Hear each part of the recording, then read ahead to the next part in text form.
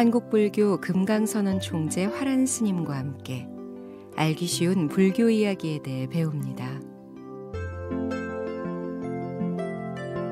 부모와 자식지간은 만겁의 인연이요, 형제지간의 인연은 9천겁의 인연이요, 부부 인연은 8천겁의 인연이기 때문에 참으로 이 세 가지 인연은 지중하다, 이런 말씀을 드린 바 있습니다. 그러나 9천겁, 10천겁의 인연은 피와 살이 한테 엉켜가지고 있는 인연이기 때문에 진실로 버릴라야 버릴 수 없는 인연이지만 8천겁의 인연까지는 도장하면 돌아설 수 있기 때문에 촌수가 없는 무촌이 되는 것입니다. 아버지와 자식지간도 1촌이지요. 또 형제지간이 2촌이 되지요. 그런데 부부간은 무촌입니다. 촌수가 없다고 하는 것은 그만치 가차올 수도 있고 그만치 멀 수도 있다는 것을 설명하고 있는 것입니다. 부처님의 부인 야수다라, 참으로 어떻게 생각하면 어떻게 해가지고 그런 분을 만나가지고 이렇게 형극의 인생을 살게 만들었는가. 여자라면 누구든지 다 원망했을 겁니다. 그렇다고 하더라도 낭군 되시는 분이 성도를 해서 고향에 돌아왔다고 하면 한 번쯤은 나와볼 수 있을 일인데 전혀 그 얼굴을 볼 수 없습니다. 모든 사람들이 다 나타나서 인사를 하고 시중을 드는데 오직 야수다라 비만은 나타나지 않고 있었습니다. 부처님께서 그 거처를 물었어요. 그랬더니 한 궁녀가 말했습니다. 야수다라 비는 저 한 거실에 혼자 있으면서 비탄에 쌓여 있습니다. 태자의 돌아오심을 고해도 만일 내가 필요하시다면 스스로 내 방을 찾아오실 것이다 말씀하실 뿐 전혀 고개를 들지 않고 흐느끼고만 있다고 했습니다. 고향에 돌아온 지 제3일 날 점심 공양을 끝낸 뒤에 부처님은 사리부따와 목갈라나를 데리고 비의 거스를 찾아가십니다. 야수다라는 부처님이 들어오는 것을 보고 참다 못해서 망각의 비애가 한꺼번에 쏟아지는 것 같이 평상에서 내려 굴려가지고 그의 발 아래 엎드려서 큰 소리로 울었습니다. 실로 야수다라 비의 애정은 살피고 남음이 있습니다. 몇 해 동안 비가 아침 저녁으로 비탄에 젖은 것은 부처님의 고행도 비교할 수 없을 만큼 겪어왔기 때문입니다. 그래서 부처님께서는 그의 덩어리를 어루만지면서 말했습니다.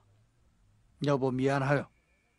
나는 내가 좋아서 삭발하고 내가 좋아가지고 출가해서 또 내가 좋아서 고행하고 또 나는 스스로 깨달음을 얻어서 중생을 제도하고는 한다고 이렇게 돌아다니고 있지만은 당신은 나하고 인연이 있다고 하는 그것 때문에 내가 출가했을 때는 간장이 오이는 것 같은 비애를 가지게 됐었고 내가 머리를 깎았다는 이야기를 듣고 당신도 산땅과 같은 머리를 똑같 잘랐고 내가 추포를 입었다는 이야기를 듣고 출가한 지 12년 동안 단 한 번도 옷을 갈아입지 않고 그 추포를 가지고 지금까지 지낸다는 이야기를 들었습니다. 내가 맨발로 걸어다닌다는 이야기를 듣고 당신도 맨발로 살고 내가 하루에 한 때씩 음식을 먹고 지낸다는 말을 듣고 오직 한 때만 먹고 지낸다는 이야기를 들었습니다. 다 이것이 저하고 인연 때문이 아니겠습니까? 그러나 당신은 잊어버렸습니까? 옛날 옛적에 나오고 약속한 일을 잊어버렸습니까? 그때 깜짝 놀라면서 야수다라는 일어섰습니다. 내가 당신하고 무슨 약속을 했는데 나보다가 약속을 잊었다고 하십니까? 당신은 모르실 거예요. 옛날 옛적에 내가 설산의 동자로서 수행을 하고 있을 때 연화성이라고 하는 성 중에 연등부처님이 오셨다는 말씀을 듣고 법문을 듣기 위해서 내려왔었어. 그때 연화성 성주가 자기 성 안에서 나고 있는 모든 꽃은 다 자기가 챙겨서 부처님께 올리겠으니 일반 사람들은 누구도 꽃을 올릴 수 없다, 이런 말씀을 하기 때문에 나는 할 수 없이 연화성 밖에 있는 구리성이라고 하는 성으로 꽃을 사러 간 일이 있었습니다. 그때 당신은 우물가에 7송이의 꽃을 키우고 있었어요. 내가 울타리 밖으로 그 꽃 모습을 보고 찾아 들어가서 꽃을 팔으려고 했을 때 당신은 나에게 그런 이야기를 했습니다. 나에게 세세생생 버림없는 부부지간의 인연을 맺는다면 내가 이 꽃을 주겠거니와 그렇지 않다면 이 꽃을 줄 수 없노라. 그래서 나는 그때 꽃을 살 욕심으로 또 진짜로 당신의 마음이 사랑스럽고 고귀하기 때문에 그런 약속을 했었습니다. 세세생생 버림없는 부부 인연을 맺기는 하지만은 맨 마지막에 내가 출가해서 성불해서 삼계도사 사생의 자부가 될 수 있는 부처님이 될 때는 생이별을 해도 괜찮다고 한다면은 그때는 내가 이 꽃을 올리겠다, 사가겠다. 그러니까 세세생생 버림없는 부부 인연을 맺다가 마지막으로 한번, 그것도 바람나성하는 것도 아니고 도를 구하기 위해서, 중생을 제도하기 위해서, 성부를 위해서 출가하는데 어찌 내가 당신 같은 남군을 맞이하지 않겠습니까? 좋습니다. 그래서 그 7송이 꽃을 줘서 5송이는 당신 몫으로, 2송이는 내 몫으로 올려달라고 부탁했기 때문에 저는 그 연등부처님한테 7송이의 꽃을 갖다 올리고 수기를 받았습니다. 내 생에는 서가모니 부처님이 돼서 많은 중생을 제도하는 사람이 될 것이라고 하는 수기를 받은 일이 있어요. 그런데 그때 내하고 약속한 그 인연을 잊어버렸습니까? 이건 꿈 같은 이야기입니다. 일반 사람으로서는 도저히 생각할 수 없는 그런 이야기입니다. 그래서 야소다라는 그때사 비로소 숙명통을 넣고 눈물을 거두고 진실로 거룩하신 분입니다. 당신이 나에게 전생의 인연을 일러주지 않았다면 어떻게 내가 전생의 일을 알겠습니까? 내가 그렇게 약속한 것이 분명하다면 나는 오늘부터 당신이 하는 일을 나도 따라서 같이 하고 중생을 제도하는 일에 털끝만큼이라도 보탬이 될 수 있는 여인이 되도록 하겠습니다. 이렇게 해서 야수다라는 눈이 뜨이게 됐습니다. 실로 심중한 인연입니다.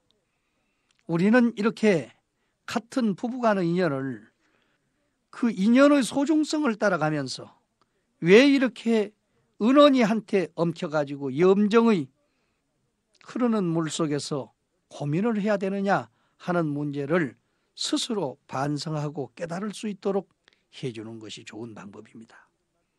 내가 이런 장소에서 이런 말씀을 드리면은 대단히 불쾌하게 생각하실란 분이 계실란지 알 수 없습니다. 저는 50년대에 불교에 입문을 해가지고 60년대까지 일어났던 우리 불교의 분쟁을 잘 기억하고 있습니다. 이 대통령이 불교를 얼마나 잘 알아서 정화의 입장에 앞에 나서서 일을 했는지는 모르지만은 이 대통령의 말씀을 듣고 청정 비구의 행을 하기 위해서 처자권속을 강제로 이혼을 하고 홀로 되신 비구 스님들이 수백 명이 됐었습니다. 신문지상에서는 그걸 칭찬했습니다. 본인들도 자부심을 가졌습니다. 그러나 여러분 생각해 보십시오. 거기서 버림받은 아들, 딸들, 마누라 되시는 분들이 정진홍 씨와 비슷한 그런 현상에 다른 종교에 나아가서 얼마나 불교를 비방하고 고통 속에서 살아가는 사람들이 많았다고 하는 사실을 기억을 하셔야 됩니다. 저하고 동국대학교 같이 동기로서 공부를 했던 친구도 결혼을 해서 그 훌륭하신 아버지, 독신 생활을 하시면서 거룩한 일을 보셨던 그 아버지가 돌아가셨을 때 마지막으로 향을 하나 올리기 위해서 며느리 되는 사람이죠. 부인 되는 사람과 손을 잡고 손자들과 같이 갔다가 청정 비구에게 어찌 처자권속이 있을 수 있느냐 물리쳐서 그 며느리는 지금 전도사가 돼 있고 아들은 아직까지도 거리를 방황하고 있습니다. 손자들은 불교를 원망하고 있습니다. 과연 이런 일이 어떻게 우리 사회에서 있을 수 있겠습니까? 다른 불쌍한 거리의 천사도 구제하는 불교와 인연 있는 사람들을 이렇게 모멸하고 업신여겨가면서 그것이 청정하다고 한다면 과연 우리 부처님께서 야수다라와 대화하시는 것을 한번 들어보시면 아실 거 아니겠습니까? 우리는 이제 거짓 없는 불교, 청정한 불교, 진실한 불교를 해야 됩니다.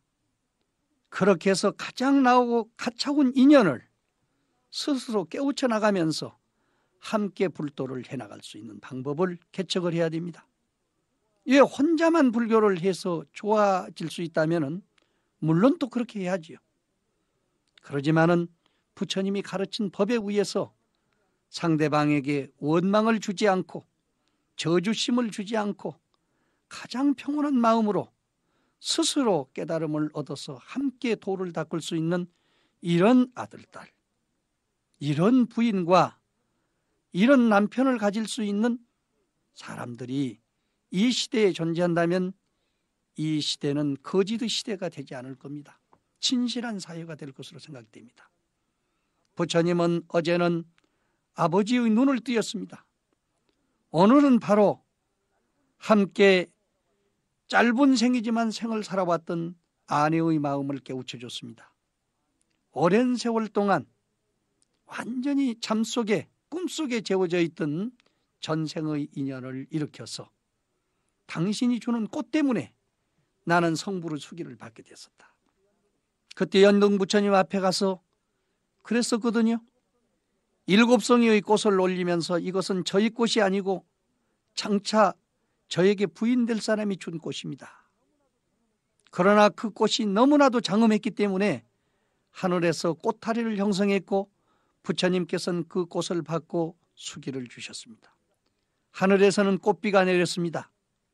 그때 선의 비구는 자기가 입었던 옷을 벗어서 부처님이 그 먼지에 아롱져 있는 물방울을 딛지 않고 건너가시게 하기 위해서 깔아드렸습니다. 그래도 부족하기 때문에 자기의 머리를 풀어가지고서 그 머리칼을 밟고 가시게 했습니다. 연동 부처님께서는 바로 이 선의 비구를 일으켜가지고 그대는 장차 서가모니 부처님이 돼서 무량한 중생을 제도할 것이다.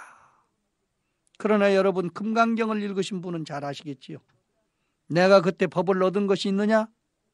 수보리에게 묻습니다. 수보리는 내가 부처님께서 말씀하신 도리로 볼 때는 절대로 법을 얻은 것이 없습니다. 그러면 어떻게 해서 수기를 줬는데 법을 얻은 것이 없느냐? 선의 비구가 올린 꽃은 일반적인 꽃이 아닙니다. 마음의 꽃이요 진리의 꽃입니다. 사랑의 꽃입니다. 진실로 스승을 존경하는 그 마음의 꽃입니다. 이제 하늘에서는 감노의 비가 내렸습니다. 법비입니다. 옷을 벗어서 땅을 깔아드렸어요. 이 육체를 다 바쳐서 중생을 위해서 부처님을 위해서 일하겠습니다 하는 것을 표로 표했습니다. 머리까지도 풀어서 걸고 가시겠습니다. 이것은 바로 부처님의 정신까지도 완전히 불사르겠다는 것을 상징한 것입니다. 뿐만 아니라 연등 부처님 이름을 생각해 보십시오. 해는 낮을 비치는 것이요 달은 밤을 비치는 것입니다.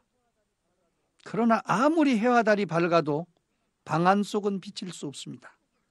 그래서 바로 어두운 곳을 비추는 부처님, 그 부처님 이름이 바로 연등 부처님이신 것입니다. 선의 비구는 바로 이 연등 부처님의 밝고 밝은 정신, 어두운 세계를 밝히는 그 정신을 개성을 했습니다.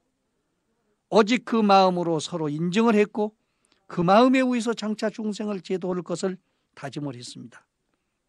이것이 곧 부처님께서 수기를 받게 된 동기가 되는 것입니다. 요즘은 법을 전하면은 가사를 주고 장삼을 주고 파리떼를 주고 또 법명을 지어주고 여러 가지 이야기를 많이 하지요. 그것을 받았다고 해서 법을 받았다고 할 수가 없습니다. 파리떼야 언제든지 사다가 줄 수도 있고 옷도 만들어주면 될 수 있지요. 그 스승되는 사람의 마음을 제자가 꿰뚫어서 스승과 제자의 마음이 여병 주셔야만 오른쪽에 있던 물을 왼병에 따를 때 한 방울도 허실 없이 그대로 따라 받을 수 있는 그러한 인격이 서로 형성됐을 때 사제지간은 제대로 맺어질 수 있는 것입니다. 이와 같이 서가모니 부처님이 연동 부처님 어두운 길을 밝힐 수 있는 마음의 빛을 얻은 것은 바로 야소다라가 전생에 구리선녀가 7송이 꽃을 준 데서 연기가 되기 때문에 부처님께서는 오늘의 성불이 오직 자기에만 있다고 생각하지 않고 감사한 것입니다. 전생의 인연을 감사하고 이 인연을 금생에서 비록 회양을 하지만은 세세생생 이제는 법으로서 도반으로서 버림없는 좋은 친구가 될 것을 다짐하십니다. 이로 인해서 나중에 야소다라는 출가해서 부처님이 중생교화하신 데 이력을 담당하게 되시는 것입니다. 좋은 인연 소중히 여기시 바랍니다. 내일은 난다의 출가에 대해서 말씀드리겠습니다.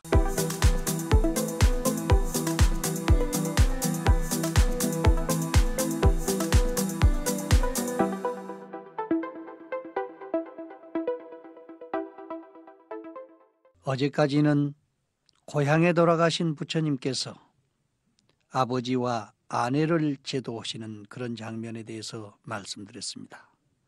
사실은 제4일에는 부처님의 아들 라후라를 제도하게 되고 제7일이 되던 날은 난다를 이복동생 난다를 제도하게 되는 날인데 이 나이 순서로 배열을 하다 보니까 난다의 출가가 앞에 나오게 됐습니다. 난다는 부처님의 이복동생입니다.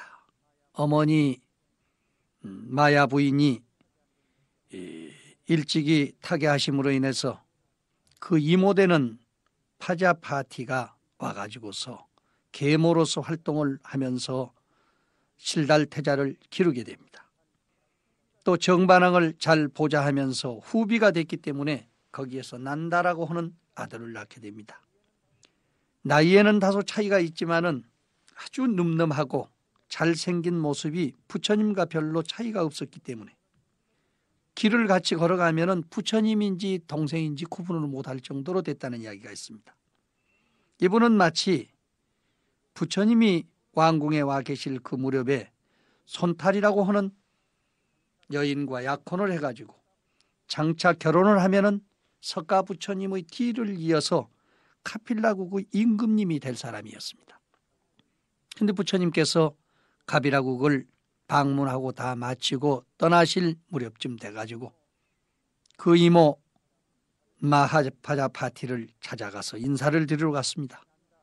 마침 그때 난다가 그 약혼녀하고 같이 높은 루에 앉아 있다가 부처님께서 오시는 모습을 보고 와서 맞았습니다.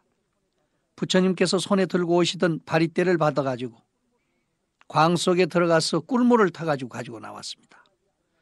근데 부처님은 마땅히 그 자리에 앉아서 그 꿀물을 잡수셔야 되는데 꿀물을 잡수지 않고 그대로 길을 돌아서 나오시게 됐어요.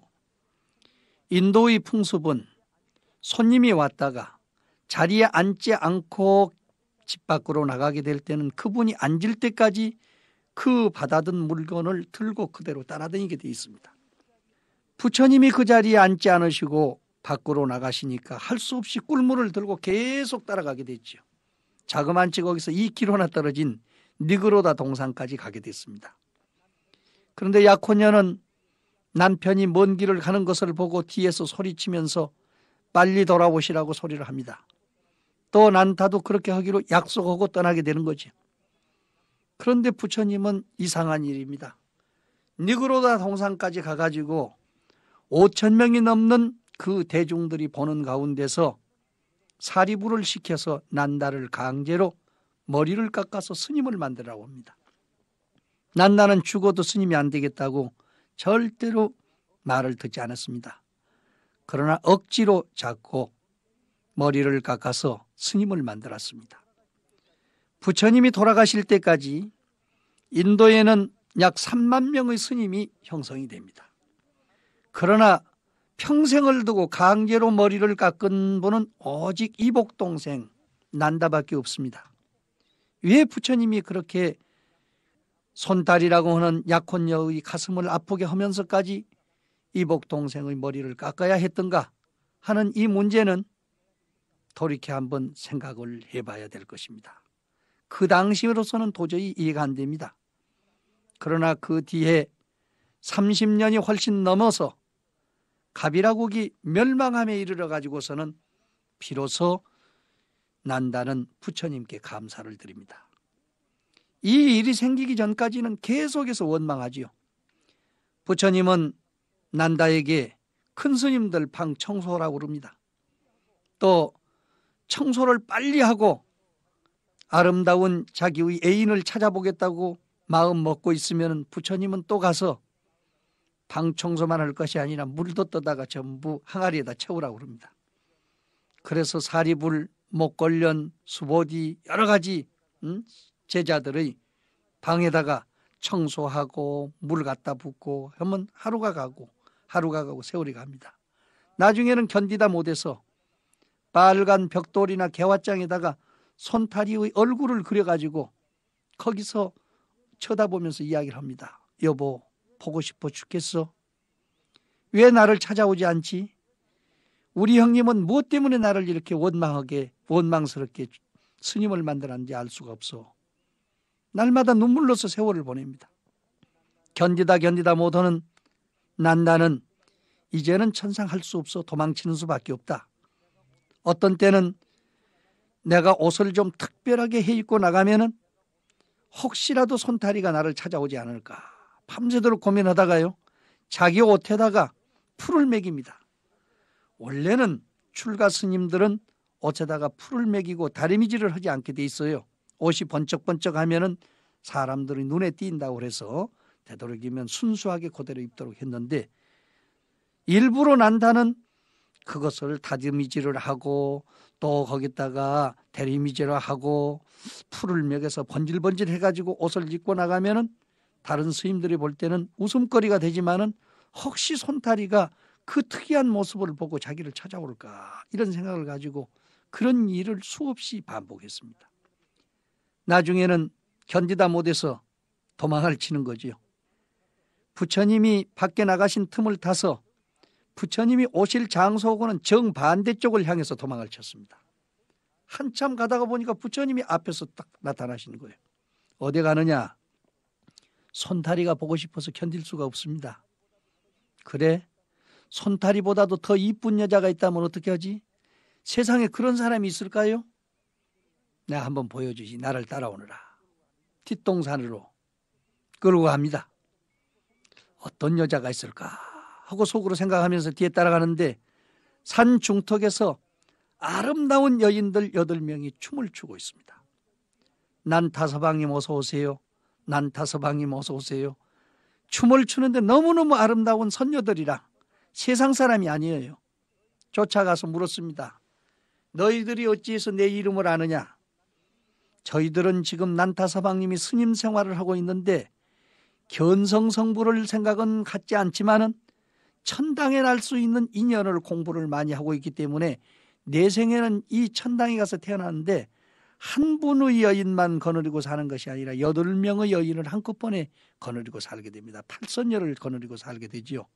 그래서 저희들은 난타서방님이 오실 것을 맞을 준비를 하고 이렇게 지금 춤을 추고 있는 것입니다. 난타의 생각은 순박해서 그대로 고지가 들려서 빨리 중노릇을 잘해가지고 저 천당에 태어나서 저 8선녀를 내가 데리고 살아야 되겠다 이런 생각을 합니다. 그렇게 해서 이제 다시 돌아서 내려오는데 얼마쯤 내려오니까 개울가에서 뿔 달린 사람들이 2사람이 큰 가마솥을 넣고 기름을 끓이면서 야 이놈이 왜 안 오지? 야 이놈이 왜 안 오지? 하고 기다리고 있습니다. 그러니까 지나오다가 누구를 기다리는데 그러냐? 그러니까 바로 이놈이로구나 하고 난타를 잡아서 집어넣으려고 그럽니다. 왜 당신들이 나를 집어넣으려고 그러느냐? 난타는 부처님의 제자로서 스님 생활을 잘하면서 10선을 잘 행해 그 공덕으로 6계 6천 가운데 태어나게 될 것이다. 그래서 8명의 선녀를 데리고 아주 행복하게 살 거야. 그런데 마음이 편벽돼 가지고 8명의 선녀 가운데선 자기만 좋아하는 그런 여인을 사랑하고 나머지는 다 속을 태우기 때문에 그 속 태우는 여인들의 저주 때문에 그 다음 생에 가서는 화탕지옥에 떨어져 가지고 끓는 물에 빠게 돼 있어. 그래서 그 다음번에 지금 준비를 하고 이렇게 화탕지옥을 만들어 가지고 있어 난타를 기다리고 있노라 한단 말이죠. 얼마나 놀랬던지 앞에서 봤던 팔선녀 모습까지도 다 잊어버리게 됐습니다. 부처님 뒤를 한참 따라오니까 부처님께서 길가에 지푸라기가 떨어져 있는 것을 보고 집어보라고 그랬습니다. 난다는 그것을 집어서 코에다 대보더니 그냥 버렸습니다. 무슨 냄새가 나느냐? 생선을 쌌던 그런 묶었던 집인 것 같습니다. 그래, 그 집 속에 본래 생선 냄새가 났을까? 아닙니다. 집은 본래 순수한 것이었는데 생선을 쌌기 때문에 생선 냄새가 나는 것입니다. 아, 그러느냐? 또 한참 오시다가 뱃조각이 떨어져 있어요. 저건 무슨 뱃조각인데 주워라. 주워가지고 만져보더니 개아이다 넣는단 말이요. 무슨 냄새가 나느냐? 향을 쌓던 헝겊인 것 같습니다. 그래, 본래 그 헝겊 속에 그렇게 향내가 배었겠느냐? 향을 쌓았기 때문입니다. 비로소 부처님께서는 한 말씀이 있습니다. 너도 마찬가지요. 왕족으로서 마을에 있었으면 임금님이 될 사람이요. 출가를 해서는 부처님의 동생이요. 사문이 아니느냐. 그런데 어째 그 건전한 몸뚱아리를 가지고 그 몸뚱아리 속에다가 비린내 나는 냄새 나는 물건만 싸가지고 다녀? 그러니까 네 몸에서는 전체가 냄새가 그런 냄새가 날 수밖에 없어. 그렇다고 보니까 화탕지옥에 있는 사자들까지도 그 냄새를 맡고 너를 잡아넣으려고 온 거 아니냐. 그래. 부처님 잘못했습니다. 앞으로는 향내나는 사람이 되도록 하겠습니다. 그래서 이 몸뚱아리에서도 오분향의 냄새가 푹푹 쏟아나오도록 노력을 하겠습니다. 부처님께서는 고맙다. 네가 나의 동생으로서, 정반왕의 아들로서, 또 출가에서는 사문으로서 그 마음을 그렇게 향연하게 쓸 수 있다는 것은 참으로 장하다.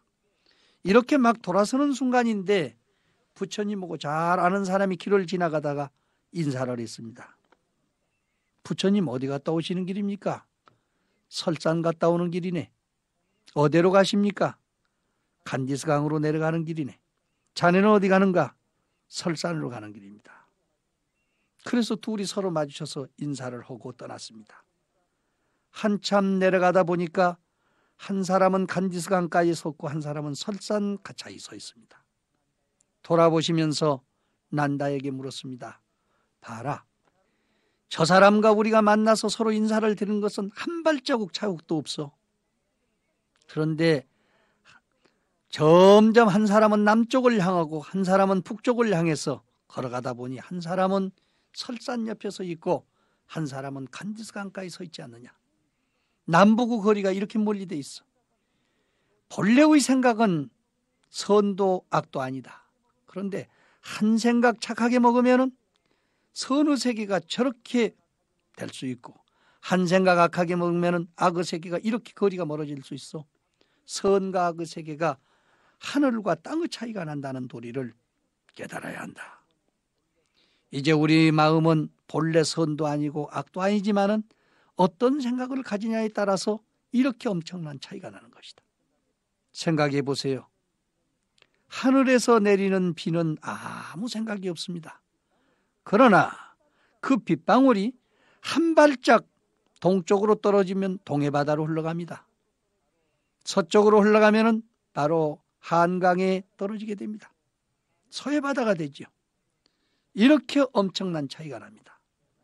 내가 이런 생각 한 번쯤 먹어봤자 별거 있겠느냐 이런 생각하지만 생각이 그대로 씨가 되고 말이 그대로 씨가 되는 법입니다. 나쁜 생각, 그릇된 말이라는 건 털끝만치도 입 밖에도 내지 말고 생각 속에도 내지 말아야 그 사람의 결과가 올바로 되는 것입니다. 나는 이 법문을 듣고 비로소 인생이 무엇이라는 것을 알게 됐고 어떻게 중노릇을 해야 된다고 하는 것을 확실성 있게 깨닫게 됐습니다. 비록 여러 달 동안 부처님을 괴롭게는 했지만 부처님께서 방편으로 나타내신 화연세계를 보시고 깨달음을 얻어서 마침내는 10대 제자 가운데 한 사람, 20대 제자 가운데 한 사람으로서 부처님의 일을 잘 받들어 행하는 사람이 됩니다. 아까도 말씀드렸지만은 이제 가비라국이 멸망을 할 무렵에 당해가지고 그의 사촌되는 문이 임금이 됐다가 물에 빠져서 죽게 되는 그 광경을 보고 비로소 부처님께서는 30년 40년 전의 일을 미리 알으셨구나. 내가 만약에 임금 노릇을 했다가 하면 오늘 이런 결과를 내가 당했을 텐데 다른 사람이 당해서 안 됐기는 하지만은 그래도 부처님이 아니었으면 형님이 아니었으면 어떻게 나를 이렇게 구해 주실 수 있을까? 이런 생각을 해서 진짜로 감사하고 공경하고 회향을 잘하게 됐습니다. 이 세상에서 부처님께서 오직 한 사람 강제로 출가시킨 난다. 그 이유를 나중에 다시 한번 설명을 드리게 될 것입니다만 저는 그 이유보다는 그런 생각을 해봅니다. 이 세상에서 가장 제도하기 어려운 것이 혈육지간이에요. 부모 형제입니다. 부모까지도 제도가 쉽습니다. 그런데 형제는 참으로 어렵습니다. 그런데 그 더군다나 이복 동생들은 형제를 부처님이 바른 법으로 이끌어서 정말로 참되고 한결같은 마음의 세계에 함께 배를 타고 유의하게 됐다고 하는 것은 놀랄 만한 일입니다.